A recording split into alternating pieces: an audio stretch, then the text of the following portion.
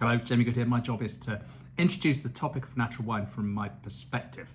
So I've got a few points that I'd like to kind of run through fairly quickly. First of all, the original motivation for natural wine movement was really wine producers who wanted to add as little as possible to their wines, ideally nothing at all. And I think it's kind of countercultural sort of reaction to techno wine, you know, where product companies are offering so many things that you can add to your wine that would basically improve it or make it safer, the production process. And I think this was a sort of well, let's get back to something that is less interventionist. And I think it's probably worth mentioning as well that it's kind of like a sort of false nostalgia to think that wine was perfect and wonderful back in the past. It was fairly horrible mostly. So I don't think the natural wine people are trying to get back to this sort of glorified vision of what things were like in the past. They're just trying to do something that involves as little manipulation as possible. And the natural wine movement as we know it sort of has its origins in Beaujolais in the 1980s with Marcel Lapierre, aided by Jules Chauvet and the Gang of Four or Gang of Five, depending on who you include, which were pioneering producers who tried to make wines without sulfites in Beaujolais. And this kind of caught on slowly. I mean, by the time I was writing about wine professionally in the early 2000s, natural wine was a tiny niche movement. It was kind of hidden away. And then it grew slowly, and I think it grew quite quickly in the 2000s, and it kind of, then the big burst was maybe in the 2010s. I remember the first Natural Wine Festival, the Real Wine Fair in London in 2011, great event, and that really kicked off the interest in natural wine, but it also kicked off a lot of opposition as well. It seemed like a lot of people felt very threatened by natural wine, and partly the implication, which I never think was the intention of most of the practitioners, you know, using the name natural suggests that people who aren't natural are unnatural. I think that riles a lot of people.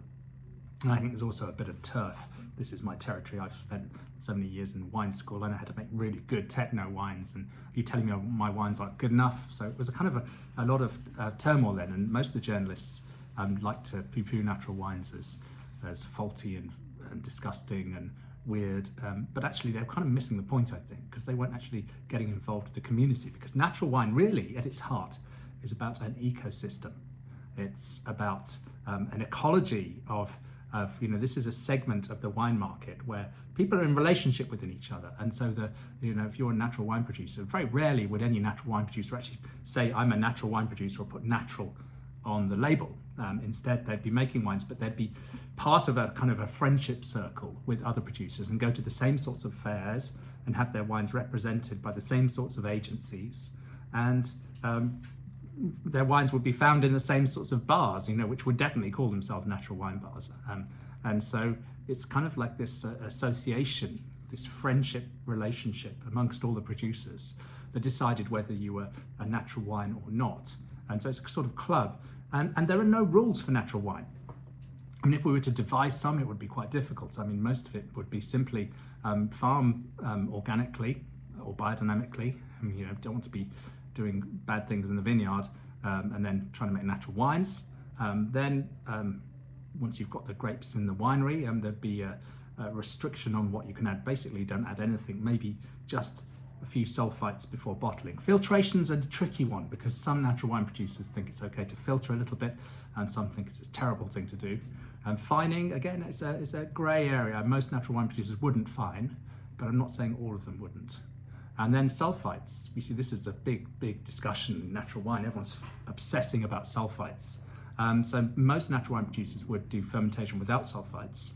And then when it comes to bottling, some would decide whether or not to use sulfites. And Lapierre famously for the Morgon would offer an N and S version, so one with no added sulfites and one with sulfites before bottling. The idea being that if the wine was to be shipped or stored in less than ideal conditions, you'd have a little bit of sulfites added before bottling. And so, you know, when natural wine fairs, it depends how much money they want to make. I mean, if they're strict on restricting the total amount of sulfites in the wine, then they'd have fewer people there.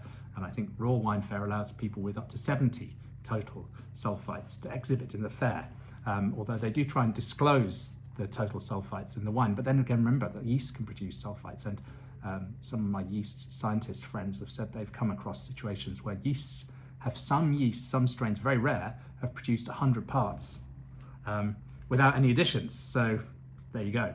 It's a little more complex, this debate. So an informal ecosystem, it's about relationships. I mean, who is it that wants the rules about natural wine?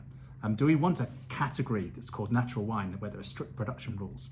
And the only people who I think really want those rules are the big companies who think they're missing out a little bit and they should be having a natural wine range added to their existing range.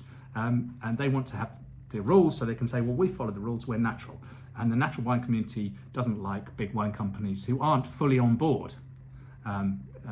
So if you're a big wine company and you wanted to do a natural wine, the natural wine community is going to say, well, if you believe in this, why don't you do it for all your wines? And so this idea of being able to have a separate range of natural wines where you followed a certain set of rules and therefore it's natural, I think just doesn't really sit happily with the concept of natural wine. So what more to say? I would say that in some ways the work of natural wine has been done.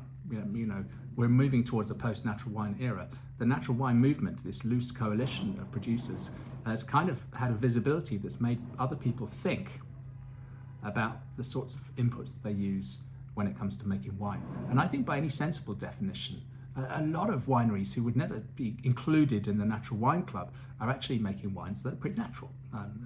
The great example in South Africa would be the Swartland Revolution. The rules, their production rules there, you could probably say, yeah, these wines are pretty much natural.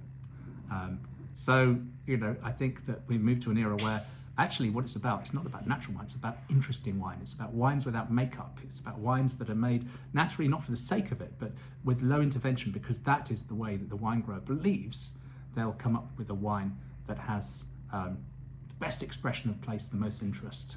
And I think this is the really interesting area now, is this wine lists that aren't just fully natural, but are full of producers who care and trying to make really good wines and have a degree of skill and are working with interesting grapes from interesting places. And that's the sort of wines I like to drink. I don't say is it natural or not, I say is it interesting or not. So on that note, I will finish. Thanks for listening.